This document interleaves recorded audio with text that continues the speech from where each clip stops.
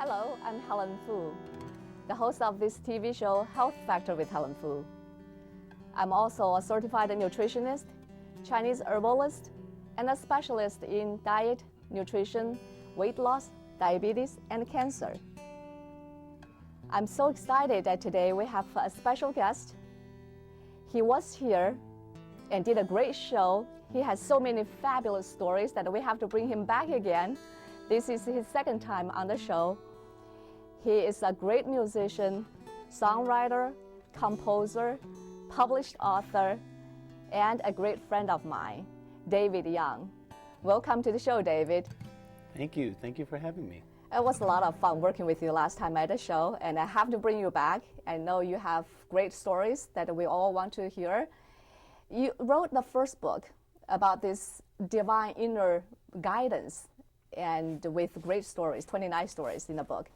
And the second book is what I'm so excited to hear all about, Channeling Harrison. Tell us more about it. Well, in 2010, I ended a 9-year relationship where I had adopted my girlfriend's 2 daughters, and we bought a house together. It was like this beautiful thing for a long time, but it didn't work out. And so because I've been traveling 40 weekends a year for 20 years, performing all over with my flute music, you know, my music for massage, relaxation, all kinds of healing. It didn't make sense for me to live in Minneapolis anymore.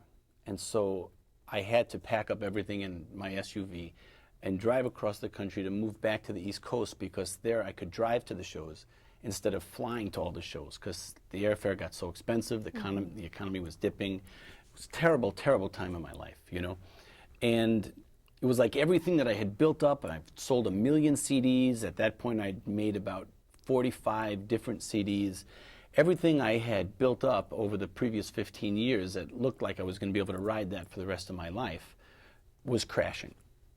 And so it was a terrible time. And as I was driving across the country, leaving Minneapolis, I randomly picked a CD. I said, God, give me something to listen to help me feel better, you know, because I had a whole pile of CDs in my car. And I randomly, out of all these CDs, I picked out the CD, Sgt. Pepper's Lonely Hearts Club Band. And I thought, well, that's pretty appropriate. You know, God has a sense of humor in these times, you know. And so I put that CD in while I was driving to Chicago, because I had 2 weeks of shows in Chicago. And as I was listening to that CD, I don't remember if it was song number 6 or number 7, but it was the George Harrison song, Within You, Without You. It's the one that has the sitar in it, and it's a song that George sings on that album. And there was something about that that just brought me peace. And so I hit replay on my CD player. And I hit replay again. And I hit replay for 3 hours, just listening to that song over and over. Wow. And for the following 3 weeks, there was something about that just brought me peace. So I just listened to that song 2 or 3 hours a day for 3 weeks. I had a couple of shows to do in Chicago, and then finally I get to the East Coast. I've connected with a friend on Facebook that I used to give guitar lessons to when I was in high school, and he was in junior high school, because he was a friend of my younger brother's. I get to this guy's house. I haven't seen him in 30 years. Walk into his house, and sitting on his television set is a DVD of the concert for Bangladesh. Now, for anybody who doesn't know what that was about, Ravi Shankar was a close friend of George Harrison, and Ravi was teaching George how to play the sitar. It's an Indian instrument. And there was a terrible cyclone, which is like a hurricane, that was in Bangladesh, Pakistan. And millions of people were dying out there in Pakistan, like in the desert. People were dying like flies, you know. And so Ravi called up George and said, maybe you could get together some of your famous friends and put on a concert to raise money for all these starving people. So that was 5 weeks before August 1st. And George pulled together the concert in 5 weeks. And they booked Madison Square Garden on August 1st, 1971, because August 1st was the only date that Madison Square Garden was not booked for months. Oh, wow. And so they did a concert in the afternoon and a concert at night. So they were able to film it twice and record it twice, because they wanted to, George wanted to be able to put out an album and a concert DVD to raise money for these starving people in Bangladesh. He ended up raising $15 million. $15 million. $15 million. That's 1971. That's incredible. That's a lot of money. It is. And nowadays, $15 million would be over $100 million. Yeah. Okay. So if George was Catholic, they would have made him into a saint. Okay. Because he saved millions of people, because that money, all the money that was generated went to help feed all those starving people in Bangladesh. Okay. So that's what the Concert for Bangladesh was about. So I randomly go to somebody's house I haven't seen in 30 years, and sitting on his TV set is that DVD. Now, honestly, when I was younger, I was more into hard rock, like Led Zeppelin and Bad Company and AC/DC. You know, I used to play in an AC/DC tribute band. And so as much as I enjoyed the Beatles, respected them, who doesn't love and respect the Beatles? But they weren't the music that I listened to all the time to study, to learn how to play guitar. You know, so I knew very little about George Harrison. So I asked my friend, being that DVD was on his TV, can we watch this while we chat and talk about what's happened in our lives over the last 30 years? So we watched it, and I got my first insight into what, you know, anything about what George was about. You know, and Eric Clapton was in the concert, and Bob Dylan was in the concert, and Leon Russell was in the concert. So we watched the whole thing. And a few hours later, I left. And the next day, I had to go from Merrick, Long Island, his house, to my mom's house to visit her in Fort Lee, New Jersey, where I was taking a cab. For the first time ever, I was going to carpool from Princeton, New Jersey, down to Baltimore with a fellow artist who I knew a little bit. The rental cars were super expensive, and that it was just one of those things. So I get down the very next day. I get in my cab. I get a ride down to Princeton, New Jersey, to this friend, not really a friend, this acquaintance, who was another artist who was doing the same show as I was doing. I get to his white van in Princeton, New Jersey. I put my flutes and my CDs and my clothing in the back of his white van. And I sit down in the passenger seat of his van, and sitting on the dashboard of his van is a cassette tape of the Concert for Bangladesh with the starving little boy on the cover. Wow. This is 24 hours after the other one, and I'm freaked out now because, you know, the first one was funny, you know what I mean? But this is like, oh my God, what the heck is going on here, you know? So I asked this guy I was driving with, I said, what is this thing doing here? You know, I wasn't smiling, I was freaked out, you know? And he said, well, I went to the Concert for Bangladesh in 1971. I bought 2 tickets for $3.50 each. And those 2 ticket stubs and this cassette tape were in a box in my attic for the last 39 years. And I took the cassette tape out this morning, and I put it in the van today. Some people would call it coincidence, but you don't believe so. Well, I'll tell a little bit more of the story, and then you can tell me what it is. Okay. Okay, so nothing happened for 3 months. And so I just, you know, just chalked it up to coincidence, you know. 3 months later, I moved down to New Hope, Pennsylvania, because I wasn't happy where I was at. And after a couple of weeks, I had a friend who lived there, and he invited me out to play football. Okay, I'll play football. Well, I get to the football field, and there's this woman who's there with him. And none of the other guys have shown up. Now, I've never played football with a woman, because in my generation, we didn't play football with women or girls, you know what I mean? So she had long dark hair, a baseball hat, a football jersey on. I mean, you couldn't really tell because, you know, we're there to play football, you know. But after the guys got there, she was on my team, and we were playing. We were having a blast, right? So after the game was over, I asked her out, and she says, well, I have to go do yoga tonight. I have to teach a yoga class. I'm like, oh, my God, I love to do yoga. She's a yoga instructor? I mean, could it get any better than that, you know? So I go to the yoga class. After the yoga class is over, we go out for dinner. We have this, like, perfect date. Everything's amazing, you know. We go out a couple of times, you know. And on my 3rd date with her, she asked me what the highlight of my career was. So I said, when Paul McCartney started a standing ovation for me in 1999, that was the highlight of my career. And then she says, well, did you know that George Harrison used to babysit me? I'm like, what? We're in a coffee shop, and I'm trying to play this cool, but my mind instantly flashes back to those two weird things that happened with the DVD for the concert for Bangladesh, and then the next day with the cassette tape in that van, you know? So my mind instantly clicks to that, like, what the heck is going on here? So I said, well, do you want to tell me a little bit about that? And she said, sure. My mom was going to a yoga ashram and studied Hinduism and meditation and yoga in Tucson, Arizona. Do you remember the Beatles song, Jojo Left His Home in Tucson, Arizona? Right. Well, that's because the Beatles used to vacation in Tucson, Arizona. And so when her mom and biological dad split up, she and George started to date. They fell in love. A couple of months later, George moved her and her mom to England, and she grew up in that giant castle, Friars Park, in England. Oh.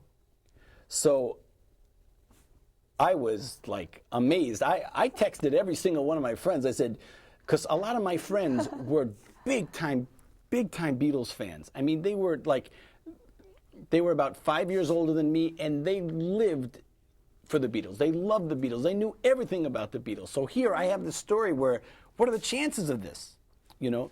You were a little too young for the Beatles, I guess. A little bit too young, because you know, I was born in '61, and you know, I was just a little bit too young for it. You know, so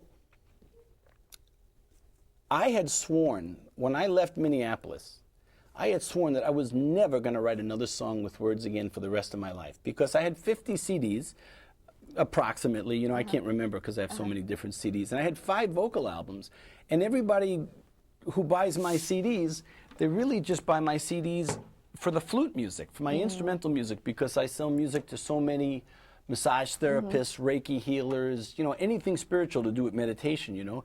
So my CDs have these flutes with guitar or synthesizers or piano or harps, you know, you name it. I've done it with these flutes, you know. And what I'm famous for is playing 2 of these flutes at one time. So like, here's an example. Yeah.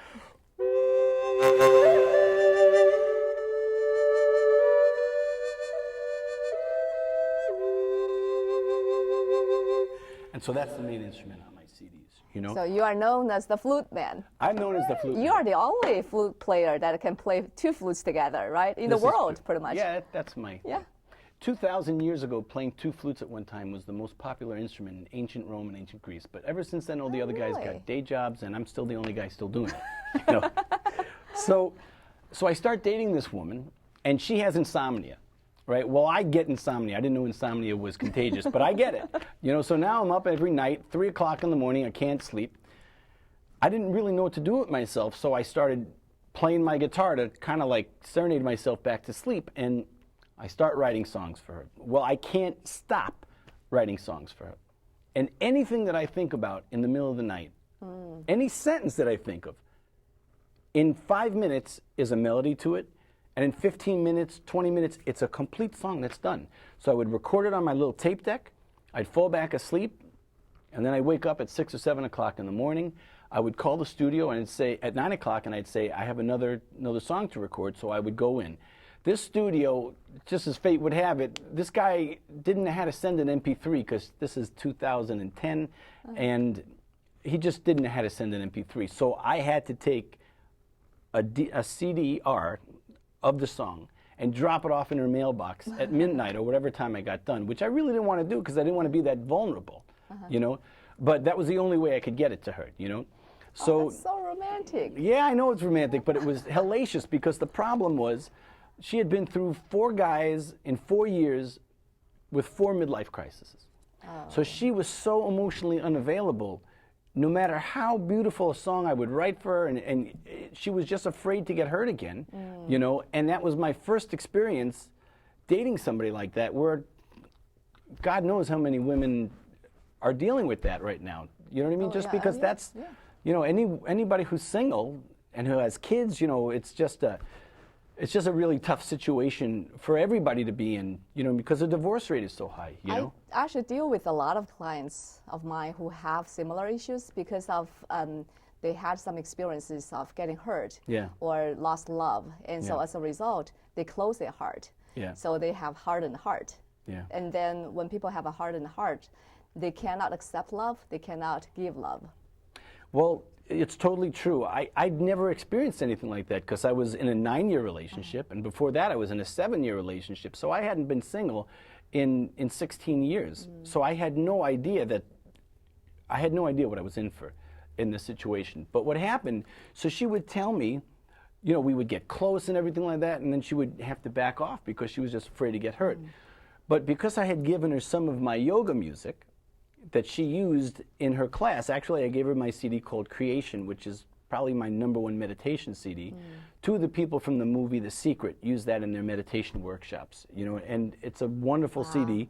And I gave her that CD, and because she loved it so much, she said, I'll do something for you. You see, she had this vegetable garden in her backyard, right? She was vegetarian, right? And whenever I would go over to her house, because this all started on October 10th, 2010, 10-10-10. It was a really easy day to remember. And all the astrological people were saying that some heavenly force is making this new emergence on Earth as of 10-10-10. And the day that I met her was on 10-10-10 at the football thing, right? So because I loved her soup so much, anytime I'd go over to her apartment, it's October, it's cold, you know, she'd make this vegetable barley soup. It was like the greatest soup I ever had, and I love soup. And she knew it. And so she said, look, you've given me these CDs, I want to do something for you, so I'll give you free soup till 2015. So you see, I still get another year. So what happens is that every time we would start getting too close, she would back off and kind of run away because she was afraid to get hurt again. And then about a week or so later, I would run out of soup, so I'd call her up and I'd say, well, you know, I understand you don't want to start a relationship. I get it, you know, but let's get together so I can get some more soup. So I would come over, get some more soup, start the whole thing all over again, you know what I mean? And so anytime I would want to say anything to her, in the middle of the night that I would have an idea of something that I wanted to say, the next thing I know, it's another song. Well, what happens is that there's a set of lyrics that I write, there's a set of lyrics that I write that I can't find words, I can't find music for it. I really don't understand it. And that set of lyrics sat on my night table for 2 weeks. Everything else came out like this, whoosh, and the next morning I'd be in the studio recording it. But these lyrics, no matter what I did, nothing would happen. So one night I'm in bed, and I get the nudge, that inner nudge, pick up those lyrics. So I pick up the lyrics, I'm sitting in my bed, I'm living in the suburbs, it's absolute quiet, it's 3 o'clock in the morning. There's no sound from roommates, anywhere, anything, right? And I literally look at the lyrics and I say out loud, how in the world should the music go for these lyrics? And at the exact moment that I finished that sentence, the spirit appeared in my room off to the right, about 5 feet off from my right. And this spirit played guitar for me. Now, I'd never had an experience like this. That's amazing. And the riff that was played was.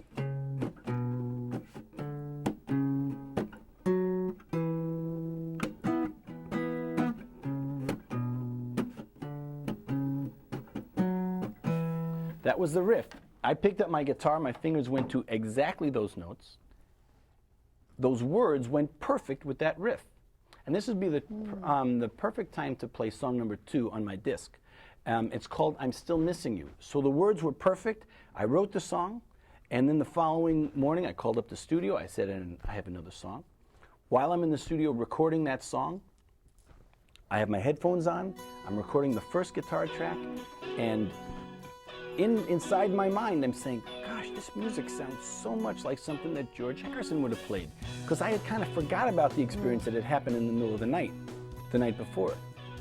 At the exact moment that I said, that sounds like something George Harrison would have played, exactly at the moment I finished that sentence, this light appeared in the room. It just glowed. It was blue. It was sparkling. I'd never seen anything like it. It was like Close Encounters of God knows what, you know. But it was so beautiful and it was so spiritual, and it hovered there in the room for like 6 seconds. Now I have to tell you, that's a long time to be having a spiritual experience like that, you know.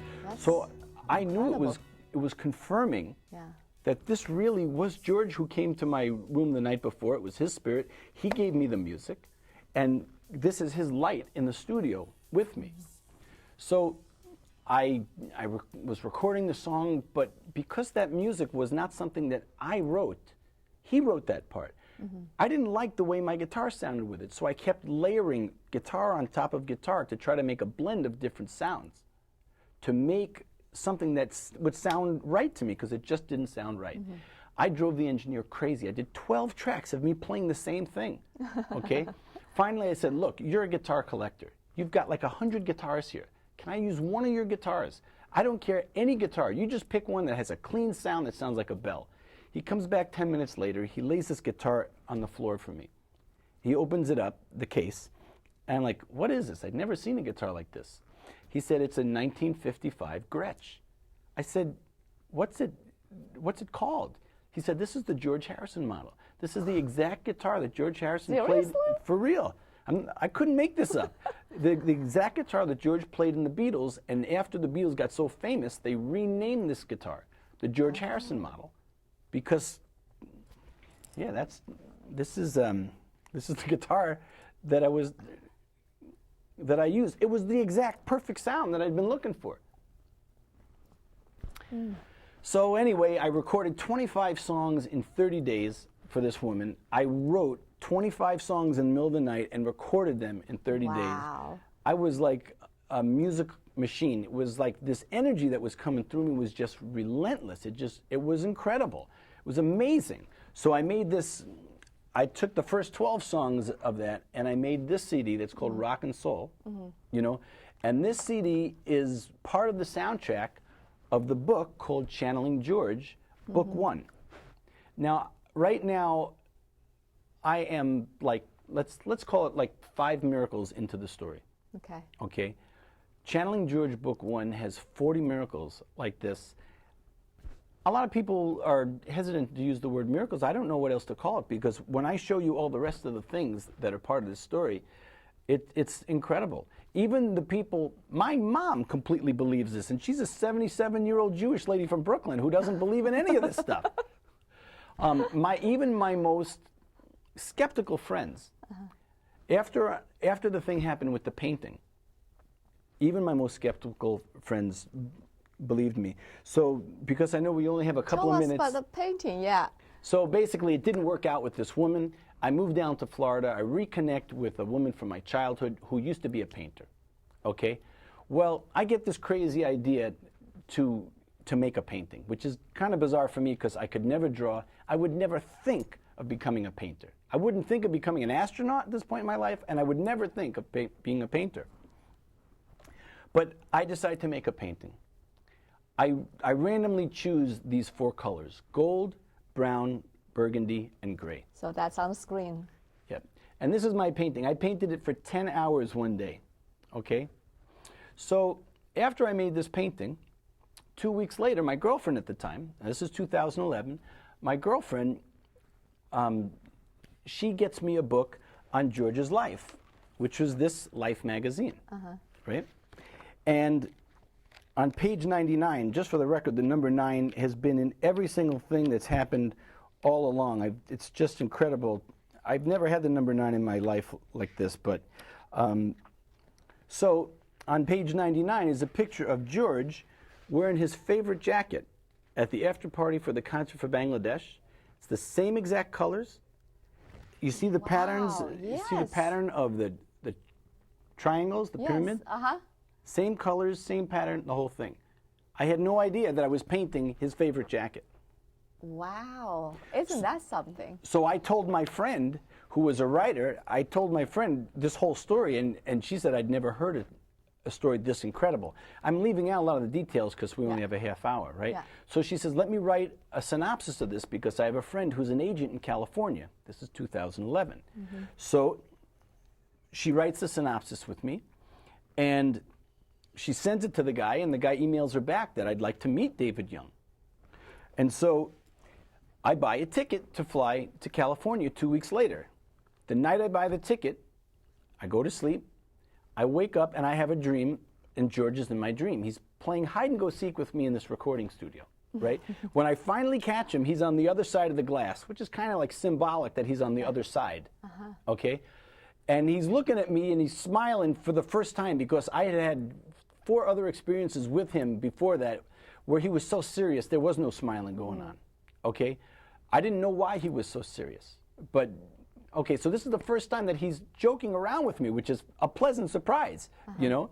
And so he says, I like to play tennis with soft grass in the background. I'm like, what? He says, I like to play tennis with soft grass behind me. I'm like, why would you tell me this? And he bursts out laughing and he disappears. Well, 2 weeks later, I go to the airport to fly to Los Angeles to meet with this agent. While I'm at the airport, Rolling Stone magazine just came out, so I was walking by this this magazine shop, and and the Rolling Stone issue of September 2011 has George on the cover. So of course I'm going to buy this, right? Yeah. So I buy it, and there's a lot of cool things in the article that I could really relate to that I had been experiencing over that year. But the best part of the whole thing here is there's a couple of pictures. This picture of him playing tennis with the grass behind him. Oh. Okay? That's the one on the screen now. Yeah, that's the one on the screen. Now, you wouldn't know this, but my closest friends call me David Forever Young because I look a lot younger than I actually am. If you look under the picture, it says Forever Young right under his picture. That's just incredible. Yeah, I know. It's so. Oh, wow. So how much time do we have left? 1 minute. So this has continued. At that point, I started writing a book called Channeling George. That was the original title. He changed the title last month when the book was just being finished to Channeling Harrison, Book 1. Now, at that point, in 2011, when I wrote the original book, which is like about the first 15 chapters of what is now a 42-chapter book, the book was 15,000 words long, which is an average book. That's a normal book. But we just finished putting the whole thing together. It's over 50,000 words. You have to come back, David. Too bad we're running out of time, but we will bring you back. So we'll listen to more of your stories. Thank you. And this is incredible. And I know probably you are just in awe like me, to listen to all these stories. The most important thing I've learned from David is just take 5 minutes a day. Just calm your mind and your body and listen to your inner voice. You'll be much happier and you will love yourself. Stay healthy emotionally, spiritually, and physically. See you next time. Bye-bye.